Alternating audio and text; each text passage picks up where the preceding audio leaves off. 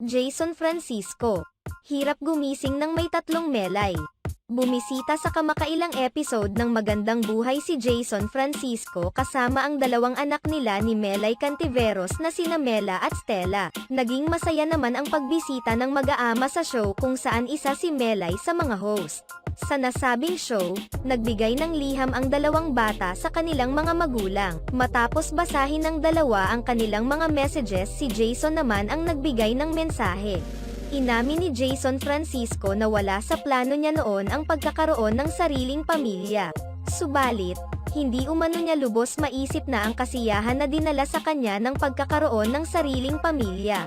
Hindi ko akalain na magkakakilala kami nito ni Melay, ni Melissa. So, ayun, parang siguro binago ng Diyos yung ano ko sa buhay. Na hindi masama kapag meron ng family. Pero talagang hindi yun basta, saad ni Jason. Malaki rin umano ang kanyang pasasalamat sa Panginoon dahil binigyan siya nito ng masayang pamilya. Kaya nagpapasalamat nga ako't nagkamayroon ako ng dalawang anak, kami ng dalawang anak. Parang yung buhay mo mayroon nga ng purpose kumbaga. Tapos parang everyday parang ang sarap gumising tas hinahanap mo yung pamilya mo. Bigla namang sumingit at napatanong si Melay at nilinaw ang huling pangungusap na binitiwan ni Jason. Totoo, masarap gumising sa tatlong Melay. Sinigundahan naman ito ng anak nilang si Stella. Totoo ba? Naging totoo naman ang sagot ni Jason Francisco kung saan ipinahayag niyang minsan ay nahihirapan siya dahil sa ingay ng mga ito. Mahirap, di naman ganoon kadali kasi nga yung ingay nila, sagot ni Jason. Tanong din ho yan ng karamihan. Pero sa akin, challenge na masaya.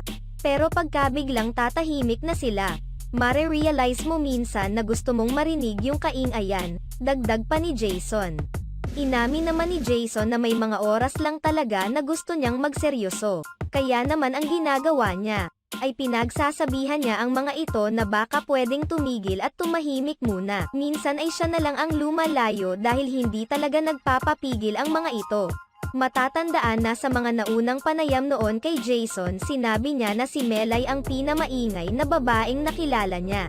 Matatandaan na sa mga naunang panayam noon kay Jason, sinabi niya na si Melay ang pinakamaingay na babaeng nakilala niya. Ang mature na ni Jason since PBB days. You can see how fatherhood turned him into a wise family man. So proud of him. Ang matured and serious mag-isip si Jason samantalang si Melay naman jolly ang personality. Iba talaga silang mag-asawa, so truthful to themselves. Salamat sa inyong panonood sa aming video.